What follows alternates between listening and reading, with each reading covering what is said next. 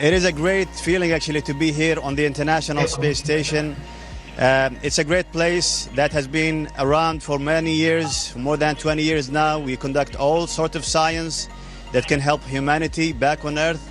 I'm here on a scientific mission that will last 6 months, and we are already halfway through. We achieved a lot, and we communicate all the findings every day to the scientists working on the ground. الفضاء ممتع، يعني ممكن نسوي كل الحركات اللي في بالنا. You can do all kinds of moves in your mind, anything that you imagine, and that is something very fun. But with time, you miss your family, your loved ones, you miss cooked food. Usually, our food is well prepared. Let me show you our food.